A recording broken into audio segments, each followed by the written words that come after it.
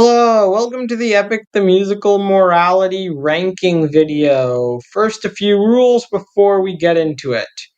We're only counting stuff that is canon to Epic, so music, official animatics, and lore drop in Jorge shorts, but nothing else. No cut songs, no original Odyssey, etc. As for what characters count, the rule is you need to have a sung line and you need to be distinct. This is to avoid counting every single crewmate, siren, suitor, or wingman. Lastly, we're only counting actions that relate to the story.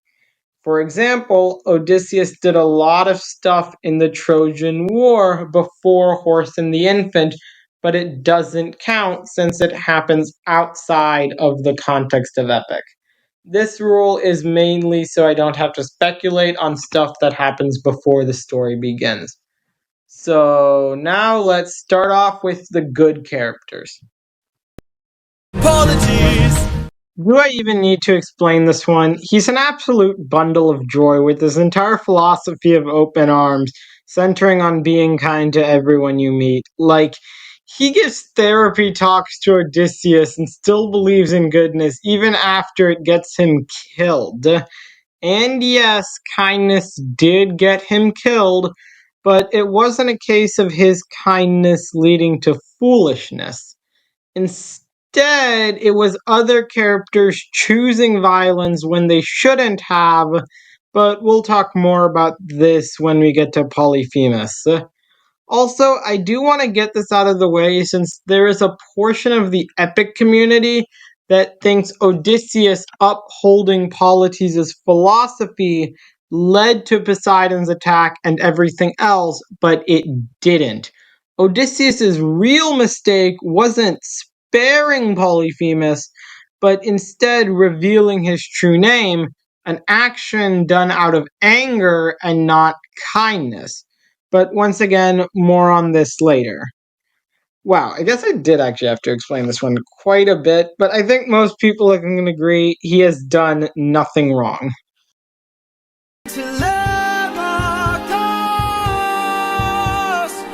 What gets Telemachus the silver medal of good is his incredible capacity for mercy, unmatched by any character in Epic. Like, he is still willing to spare the suitors despite how much they have tormented him. Yes, he doesn't go through with it, but that was because of the suitors' unwillingness to surrender. So while he may have killed them, it was out of self defense and is about as justified as it can get. I still decided to put Polites higher since he doesn't kill, but they could flip flop since neither of them have any truly bad actions. Athena. Let's first get the bad out of the way since Athena definitely has some red in her ledger. As Odysseus' mentor, she encouraged him to use violence and didn't even mentor him because she cared about him, only using him as a way to boost her own image. However, Athena goes through character growth and realizes the wrongs of her past. She decides to become a genuinely good mentor to Telemachus, helping him overcome his struggles. She also decides to make up for abandoning Odysseus by risking her life to save him in God games. And at the end of the story, she makes a commitment to create a world where violence isn't the answer. In the latter half of the story, Athena has done so much good it puts the other characters in Epic to shame. However, it's hard to ignore her mistakes in the first half, so that prevents her from getting the top two spots. Penelope. Now, she doesn't show kindness to everyone like Polites or Telemachus, or do the acts of good that Athena does, but what she does have going for her is her incredible loyalty to Odysseus. However, her loyalty does lead to her doing some morally questionable things. First of all, she lies and deceives the suitors, but I can't blame her for this for obvious reasons. But There is a more interesting case here. She chooses to stay with Odysseus even after all of the bad things he has done.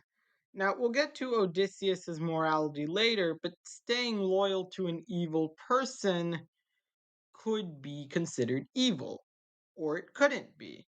I don't want to go too deep into it in this video, however, because I don't think it can be considered evil enough to put her lower down on the list, at least in my view. So, for her incredible loyalty mixed with some slightly morally questionable actions, she earns fourth. First, let's deal with the pigs. Hermes does say, "Turn you to an animal that'll end up on a plate." This is horrifying to think about. Now, we don't know how many people she has turned into pigs, but we don't need to because most of it is irrelevant to the story, so by rule 4, it doesn't count. Still, one instance isn't great. However, it is important to understand that this is coming out of a place of loss. She trusted someone previously, and people she loved got killed because of it. It isn't a stretch to say she likely has trauma from this. And now is a good time to mention the ideas of moral righteousness versus moral responsibility because it is going to come up a lot. The idea is that a character can do actions that are not morally righteous, but factors like emotional state, amount of knowledge, and pre existing beliefs can mean that character maybe shouldn't be held responsible. For example, if a character thinks that they are doing good but are really doing evil, can they be held morally responsible? Their only excuse for doing evil here is ignorance. And is that good enough? Well, it's complicated. It's a really complicated moral question. Some people say you can't fault people for just not knowing better, and other people say most bad actions are done because people don't know better, and that doesn't remove responsibility. I'll let you come to your own conclusions. As for what I think and how I'll be judging the characters, I can give ignorance and naivety a pass, but usually not emotions. Getting back to Circe, though, let us understand that trauma works differently than most emotions. I left resources in the description for more detail, but the short version is that traumatic events can distort people's perception of them, making it seem worse than it really was. They can also massively reinforce people's own biases. So if someone thinks that men are dangerous and lustful, then that bias can get blown out of proportion after a traumatic event. So, in short, I don't think we can entirely fault Circe for her overreaction because it's just one of the things that happens. It was wrong, but there's a reason why she made her wrong choice, and it wasn't entirely her fault.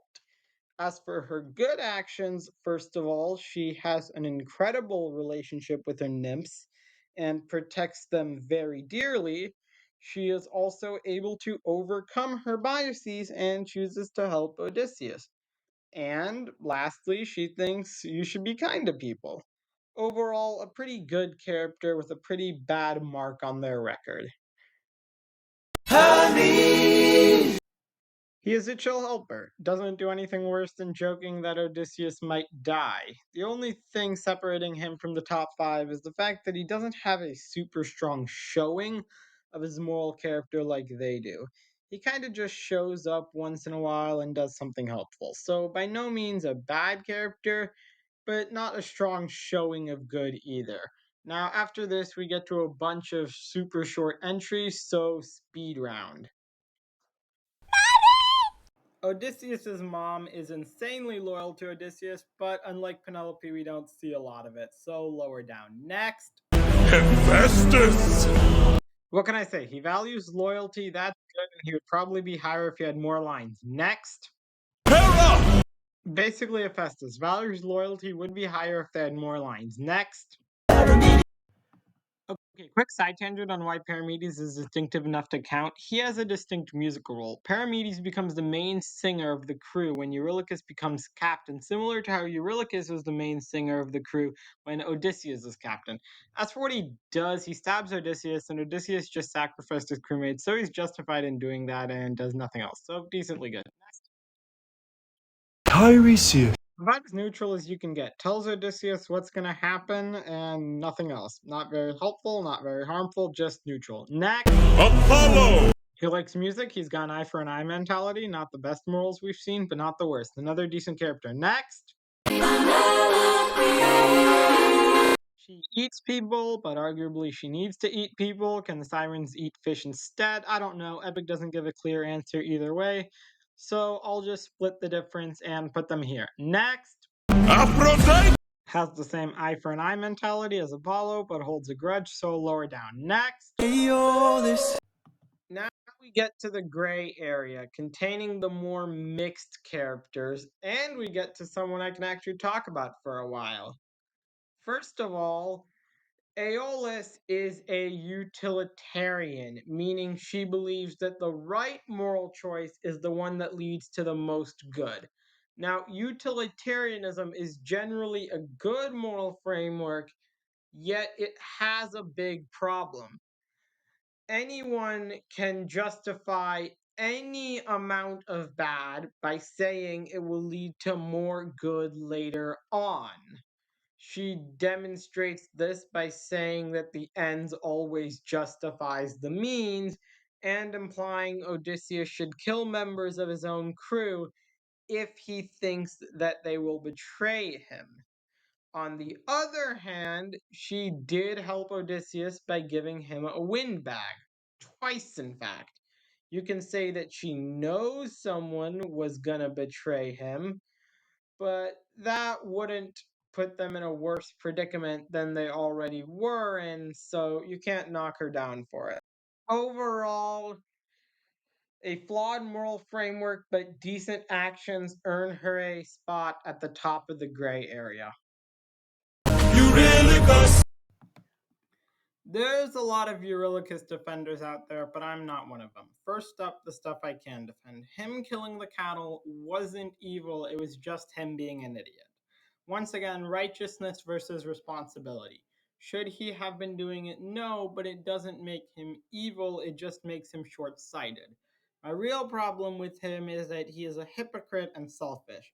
He wants to leave behind his crewmates to die and then gets mad when Odysseus later sacrifices his own crewmates because he realizes that he was going to be one of them. You could argue that leaving someone behind to die and sacrificing them aren't the same thing, but they kind of are. It's the same choice with the same outcome. Person dies or they don't. The only difference is that in one, they're doing the thing, and in the other, they're letting someone else do it. Whether you think the sacrifice was a good or bad thing, the fact that he can't consistently make good decisions and instead prioritizes what's best for him in the moment is hypocritical. Combine that with him betraying Odysseus by opening the windbag, and we have a character that consistently makes poor choices, but not as bad as the later entries. Ares. He loves bloodshed and violence, and the only reason he isn't lower down is because he doesn't do anything that I can call morally evil, but he does have morally evil intentions.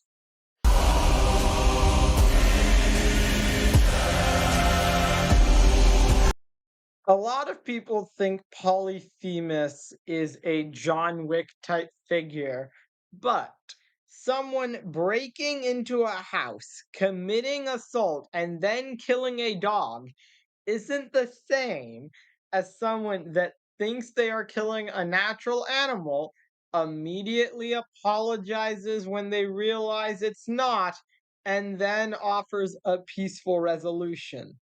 And his response to this peaceful resolution, giving them false hope, taunting, and murder.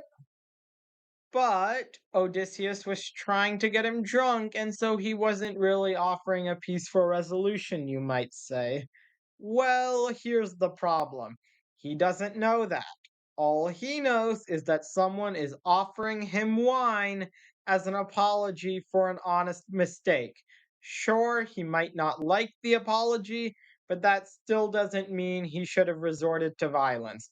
So, for being quick to temper and resorting to violence, he's down here. Calypso.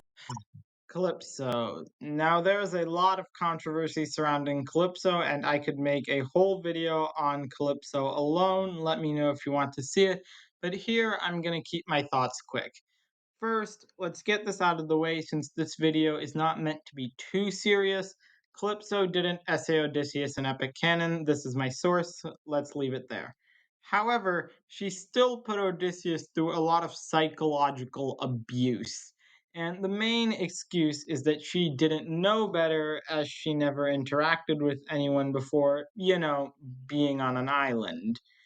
In other words, her actions weren't righteous, but maybe she shouldn't be held responsible because she is naive. I gave Eurylochus a pass because he was short sighted, which is similar to naivety, but Calypso won't be getting the same pass for one reason. She doesn't make a stupid choice once, she makes it over and over again. Failing to realize the bad consequences of one's actions and making the same choices over and over again is still wrong. I didn't know better works as an excuse the first time, but by the 10th time, they should know better. This is made even worse by the fact Odysseus makes his feelings crystal clear from moment one. While her intentions might have never been evil, she is still in the wrong for staying naive and not growing and understanding. Odysseus! Now, being the main character, there's a lot to talk about when it comes to Odysseus, and he could also get an entire video to himself. Once again, let me know if you want to see it, but I'll try to keep it reasonable here. Starting off, Odysseus does have incredible loyalty to his family, and I do applaud him for that. However, he uses his loyalty to justify horrible things, shown in the first 5 minutes of the musical when he kills an infant. I will actually give him a pass here since he was basically being forced to by Zeus, and it's clear he didn't want to do it. Moving on to the Cyclops saga, he does have a good choice with sparing Polyphemus and then reveals his true name out of stupidity and anger. Athena told him not to, and he avoided doing it before, so he certainly knew better. Now, if he had killed the Cyclops, then it wouldn't have mattered that he revealed his true name. But don't use two wrongs to make a right when making the right decision is just staying silent. Okay, moving on. I won't say there's any major moral choices in Ocean, and in Circe, he's actually pretty good by choosing to save his men after they have been captured by Circe.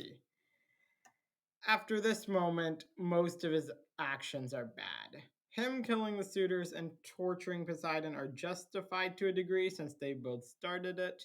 Also, fun fact, the CIA found that torture is not effective. Then there was him picking himself over his crew in Thunderbringer, which I guess an argument could be made that they betrayed him, but he was being selfish and he knew it. Lastly, we have the things that are just pure evil, sacrificing his crewmates and killing the sirens. Killing his crewmates is pretty obvious. Even if you want to say it was to ensure safe passage, Scylla stops after eating 6 people because all her heads are full, and all giving the torches does is ensure that 6 people will die. Then there's the sirens. So many things wrong here. One, he didn't even need to kill them. And even if he did, he didn't need to mutilate them. And even if he did, since their crew was out of food and they were eating the fishtails, you could argue killing them, then mutilate them. How did I script that line read so bad? You should kill them, then mutilate them. The only thing mutilating them first accomplishes is ensuring that they suffer a slow, painful death. He is just being unnecessarily cruel here for no reason. Now that we've gone through all of Odysseus's major actions, we see that there's more bad than good. You might argue that this is okay because all of this was in service of a noble goal of wanting to get home, but it doesn't matter that someone has a noble goal when they start actively making evil choices just for a chance to achieve that goal. If we want to talk on a broader scale here, the theme of Epic is that ruthlessness is sometimes required to achieve a goal, and that is certainly true, but that doesn't mean someone was right in using ruthlessness to achieve their goal. It's a trade off, and in Odysseus's case, he trades off way too much to gain his end. However, the fact that he doesn't enjoy doing evil things keeps him out of the evil section. So I know what you're thinking. Why do the sirens get a pass but Scylla doesn't? Well, it's the thing these bottom four characters have in common. They don't only cause suffering and know it, but they also enjoy it. The sirens just eat people, but Scylla taunts them and actively tries to make them suffer. Evil intentions and evil actions put her down here, but they're not at the scale of the last three. Poseidon. He murdered Odysseus's entire crew except 44 people, and his reasoning, you didn't kill my son. Now, yes, culture was different back then, but even if you take into account him feeling dishonored, that doesn't give him the right to kill. And even if it did, he only should have killed Odysseus and not the rest of his crew. Also, he decided to be petty and not forgive Odysseus after 10 years, but that's a drop in the ocean. Zeus. He makes Odysseus kill an infant and then makes Odysseus choose between him and his crewmates. And this isn't even half of it, because in God Games, he almost decides to murder his own daughter for defying him. I don't even know what to say. This is just evil. The only saving grace is that he didn't go through with it.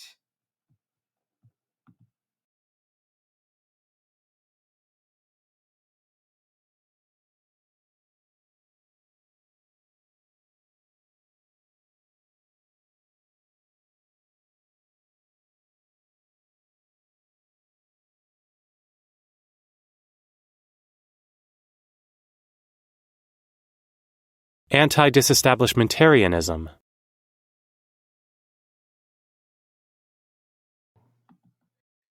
He torments Penelope and Telemachus for 20 years, and this is the only character without any kind of saving grace whatsoever. That's why he's at the bottom. It's that simple. Well, that was the video. If you liked it, consider sharing your own ranking or reasoning on a specific character down in the comments.